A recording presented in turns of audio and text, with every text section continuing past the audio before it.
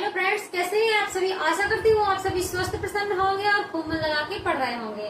तो कल हमने आपको पढ़ाया था भाषा का इतिहास। इसमें हम काफी चीजें पढ़ चुके थे, जैसे कि जो भाषा टॉपिक हमारा चल रहा था, इसमें हमने जैसे कि भाषा की परिभाषाएं पढ़ी, भाषा क्या है, भाषा की उत्पत्ति कैसे हुई, भाषा की विशेषताएं क्या है, बहुत सी चीजें हमने यहाँ पर काफी टॉपिक क्लियर किए हैं। आज हम यहाँ पर उसी से संबंधित और अन्य प्रमुख तथ्य पढ़ने वाले हैं। जैसे कि कोई प्रश्न ऐसे आ जाते हैं जो इन टॉपिक्स में से ना आकर बहुत ही डीपली खींच कर ले जाते हैं, तो आज हम उन टॉपिक्स को पढ़ने वाले हैं। तो आप लोग जुड़े रहिए चैनल के साथ में, बिल्कुल भी आपको क्लास को स्किप नहीं करना है। आपको सबसे पहले अब देखना है भाषा। हम देखिए क्या पढ़ रहे थे, जैसे कि भाषा का इतिहास।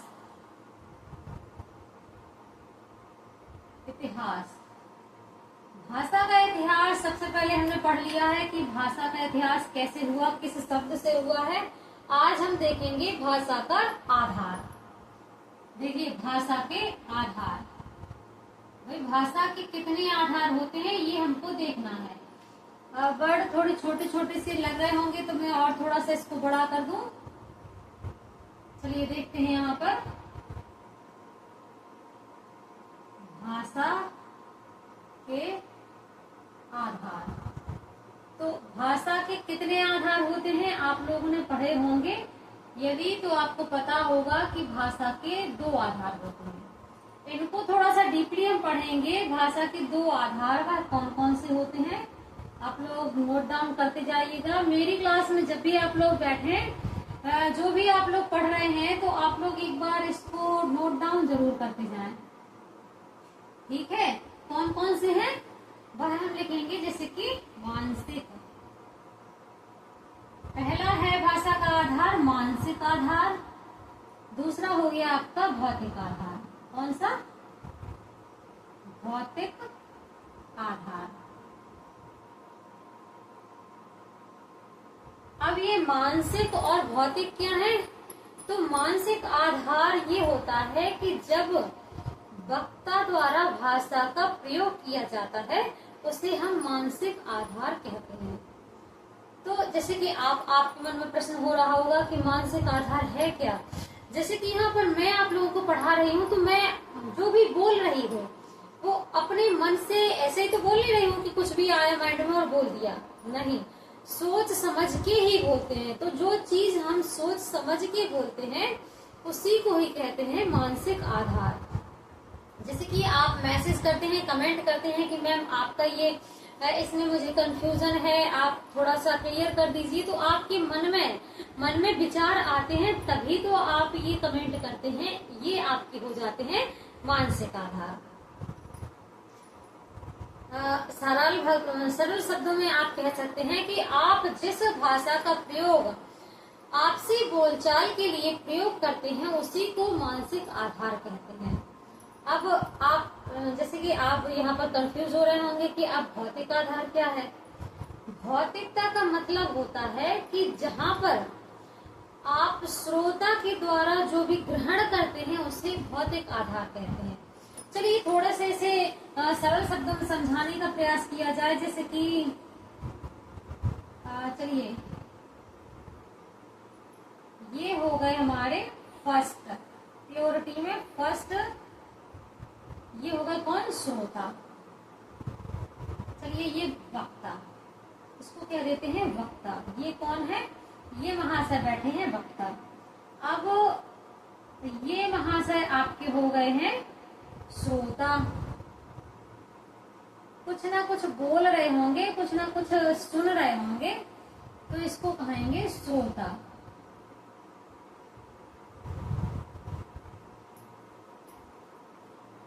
जब ये कुछ कह रहा है और ये ग्रहण कर रहा है तो ये आपका कहने वाला वक्ता हो गया और सुनने वाला श्रोता हो गया। तो इसकी भाषा हो गई आपकी मानसिक वक्ता की, और इसकी हो गई है आपकी भौतिक। साधारण से शब्दों में आपको समझ में आ गया होगा, ठीक है। यहाँ पर चाहे तो आप लिख सकते हैं, जैसे कि जब वक्ता द्वारा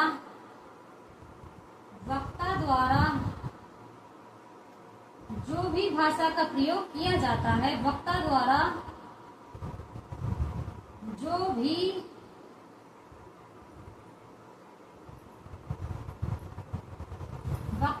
जो विचार, ठीक है, वक्ता द्वारा जो विचार व्यक्त किए जाते हैं उस भाषा को क्या कहते हैं?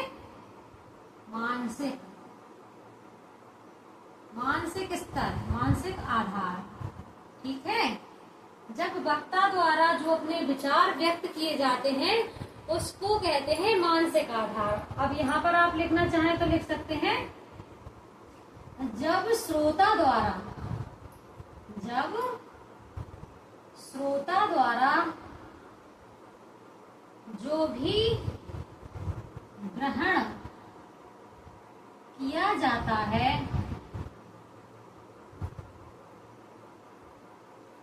उसे क्या कहते हैं? उसे कहते हैं भौतिक आधार। भौतिक आधार।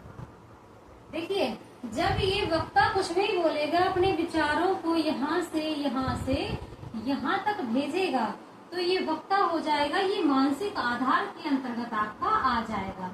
और जो भी ये श्रोता ग्रहण कर रहा है, जो इसके द्वारा दिया गया है, इसके द्वारा, देखिए, इसके द्वारा जो दिया गया है, जो भी ये ग्रहण कर रहा है, तो ये इसकी भाषा हो जाएगी भौतिक आधार के अंतर्गत। ठीक है, इतना आप लोगों को क्लियर समझ में आ गया होगा। आप लोग इतना नोट डाउन कर लीजिए। ये छोटे छोटे से टेडी बियर बनाने की आपको जरूरत नहीं है, ये सिर्फ मैंने आपको समझाने के लिए बनाए थे। इनको आप क्लीन कर दीजिए, क्योंकि इनकी यहाँ पर कोई जरूरत नहीं है, सिर्फ आपको समझ में आना चाहिए क्लियर तरीके से। सब लोग यहाँ पर ध्यान देना और बहुत अच्छे से आपको पढ़ना होगा। आप किसी भी एग्जाम में बैठते हैं, आप यदि भाषा का ये टॉपिक अच्छे से क्लियर कर लेते हैं तो आपके यहाँ पर कोई भी प्रश्न छूटने वाले नहीं है। ठीक है, अब हम आगे चलते हैं। हमको देखना है अब इसी के अंतर्गत थोड़ा सा और भाषा के प्रकार। जैसे कि अभी हमने पिछली क्लास में भी देखा था कि भाषा के प्रकार, उसी को यदि कह दिया जाए भाषा के रूप, तो आपको बिल्कुल भी कंफ्यूज नहीं होना है। भाषा के रूप और प्रकार एक ही है। ठीक है, चलिए इनको थोड़ा सा व्यवस्थित क्रम में आपको समझना है कि भाषा के रूप, इसी को आप लिख सकते हैं जैसे कि प्रकार।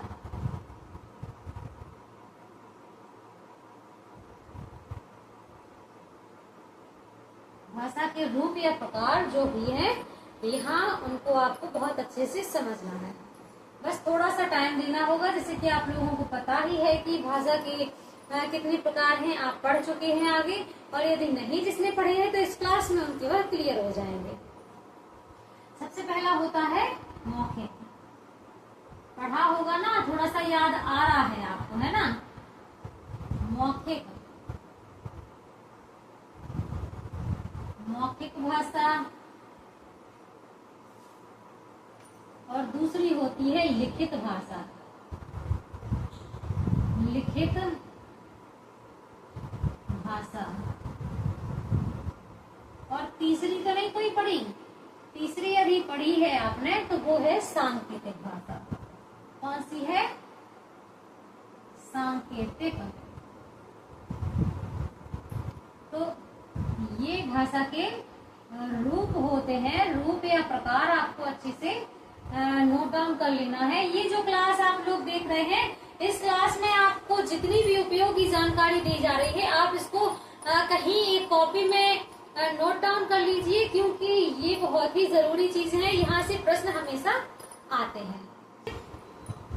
देखिए, आप देखते हैं कि मौखिक भाषा क्या होती है, लिखित भाषा क्या होती है और सांकेतिक भाषा क्या होती है। जैसे कि इसमें क्या आ जाएगा आपका? साक्षात्कार। कौन सी? साक्षात्कार। अब प्रश्न आ रहा होगा कि जो भी आपके मुख से वर्ण निकल रहे हैं, जो भी शब्द आपके मुख से निकल रहे हैं, यह सब आते हैं आपके मौखिक रूप के अंतर्गत। जिस भाषा का प्रयोग हम सिर्फ बोलकर करते हैं। लिखित भाषा का भी नहीं आया। जिस भाषा का प्रयोग हम सिर्फ बोलकर करते हैं उस भाषा को ही हम मौखिक भाषा कहते हैं। तो बिल्कुल भी कंफ्यूज नहीं होना है। आपको ये नहीं देखना है कि सिर्फ बोर्ड पे ही ज्यादा लिखवाना जरूरी है, आपका समझना उससे भी ज्यादा जरूरी है। यदि आपको समझ में आ रहा है तो इससे बेहतर मेरे लिए और कुछ भी नहीं है।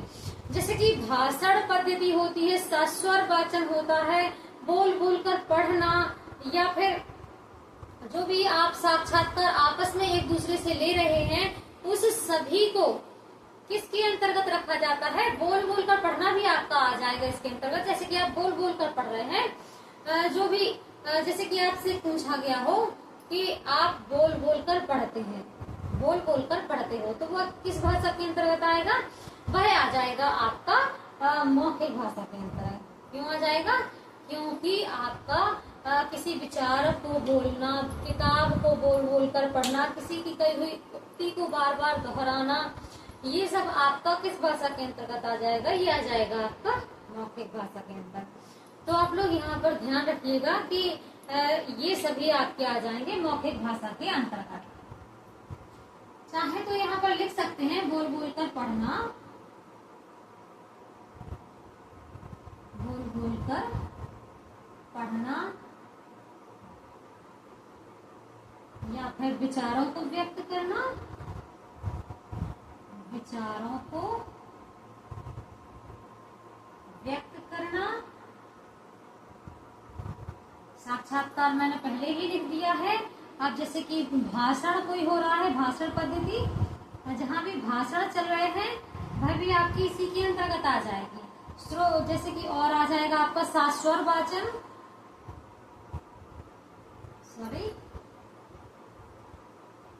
सस्वर पाठन, ये सब आपका किसके अंतर्गत आ जाएगा? ये सभी आ जाएगा आपका मौखिक भाषा के अंतर्गत। तो इतना कुछ आपने समझ लिया होगा। अब हम चलते हैं अपने दूसरे बिंदु की ओर, जो है हमारा लिखित भाषा। जैसे कि देखिए, जो लिखित परीक्षा होती है, लिखना सबसे पहले तो आपको पता ही है कि लिखित भाषा में क्या जाएगा। जैसे कि नोटबुक आप लिखते हैं ना, अरे हिंदी में मैं यहाँ पर लिख दूं डायरी लिखना, ठीक है। लेखन पद्धति कोई भी हो, जैसे कि डायरी लिख रहे हैं आप, यात्रा वृत्तांत लिख रहे हैं, रेखा चित्र वगैरह कुछ भी लिख रहे हैं, वह सब आपका, जैसे कि आप घर पे ही अपनी डायरी मैंने इसलिए दे दी है क्योंकि आज के टाइम पे स्कूलों में भी डायरी लिखवाने का प्रॉपर नियम है ना। तो ये डायरी हो जाएगी आपकी। और जैसे कि नोटबुक, अब नोटबुक भैया ऐसे ही लिख लो आप, नोटबुक लिखने वाली।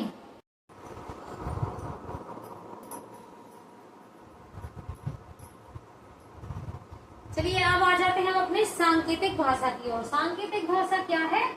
ध्वनि चिन्ह, जहां पर चिन्ह आपको दिया जाए, चिन्ह के माध्यम से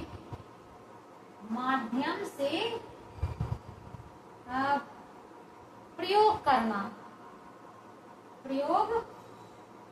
करना। जैसे कि एग्जाम्पल के लिए आपको कोई डायरेक्शन दे दिया जाता है, जब भी आप गाड़ी चलाते हैं या फिर गाड़ी में बैठकर कहीं जाते हैं तो दिशा निर्देश आपको दिए जाते हैं ना, जो डायरेक्शन आपको दिया जाता है। जैसे कि कर्सर यदि ऐसे हो गया तो उसका निर्देश अलग होगा, और यदि कर्सर इस साइड है तो उसका निर्देश अलग हो जाएगा। ये जो आपके लिए डायरेक्शन दिए जाते हैं, इन सभी का प्रयोग आपका सांकेतिक भाषा के अंतर्गत किया जाता है। कहने का मतलब है कि जो भी आपको एक चित्र दे दिया जाएगा, चित्र के माध्यम से जो आपसे प्रतिक्रियाएं आपकी पूछी जाएंगी, वह आपका सभी आ जाएगा सांकेतिक भाषा के अंतर्गत। ठीक है, तो इतना आपको समझ में आ गया होगा। आप लोग चाहे तो इसको नोट डाउन कर लें, क्योंकि ये बेहद जरूरी है। आप किसी भी परीक्षा को क्वालिफाई करना चाहते हैं तो उसके लिए हिंदी आपको पढ़ना बेहद जरूरी है। और इसमें आपने पढ़ा क्या है अभी? भाषा के रूप या प्रकार। इसके पहले हम क्या पढ़ चुके हैं? इसके पहले हम पढ़ चुके हैं भाषा के आधार। तो इतना टॉपिक्स आपको बहुत अच्छे से क्लियर हो गया होगा। आशा करती हूँ आप लोग बहुत ही प्रसन्न होंगे। यदि आपको वीडियो में मजा आ रहा है, क्लास आपके लिए उपयोगी है, तो भाई एक बार थम्स अप करके मुझे जरूर बताइएगा।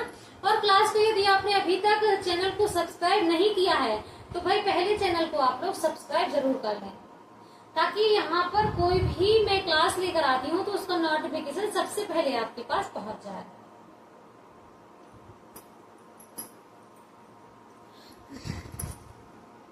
परीक्षाएं होती हैं, जो ऑफलाइन परीक्षाएं हो रही हैं वो लिखित रूप में होती है ना, तो वो भी आ जाएंगी लिखित परीक्षण के रूप में।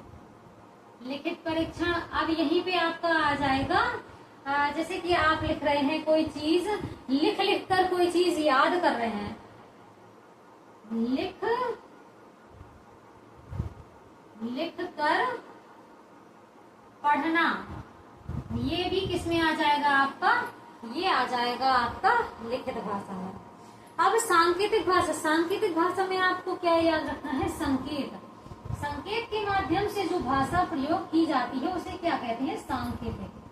ठीक है, तो जैसे कोई संकेत दिया गया है तो उसे आप क्या कहेंगे, उस चित्र को, किसी चित्र के माध्यम से आपको पढ़ाया जा रहा है, कोई चित्र बना दिया है आपके सामने और उसके अंतर्गत आपसे पूछा गया है संकेतों के माध्यम से कि वह चित्र क्या कह रहा है। सांकेतिक भाषा क्या है, ध्वनि चिन्ह, जहाँ पर चिन्ह आपको दिया जाए, चिन्ह के माध्यम से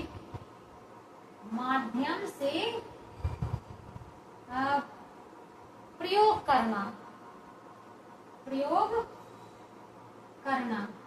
जैसे कि एग्जाम्पल के लिए आपको कोई डायरेक्शन दे दिया जाता है, जब भी आप गाड़ी चलाते हैं या फिर गाड़ी में बैठकर कहीं जाते हैं तो दिशा निर्देश आपको दिए जाते हैं ना, जो डायरेक्शन आपको दिया जाता है, जैसे कि कर्सर यदि ऐसे हो गया तो उसका निर्देश अलग होगा, और यदि कर्सर इस साइड है तो उसका निर्देश अलग हो जाएगा। ये जो आपके लिए डायरेक्शन दिए जाते हैं, इन सभी का प्रयोग आपका सांकेतिक भाषा के अंतर्गत किया जाता है। कहने का मतलब है कि जो भी आपको एक चित्र दे दिया जाएगा, चित्र के माध्यम से जो आपसे प्रतिक्रियाएं आपकी पूछी जाएंगी, वह आपका सभी आ जाएगा सांकेतिक भाषा के अंतर्गत।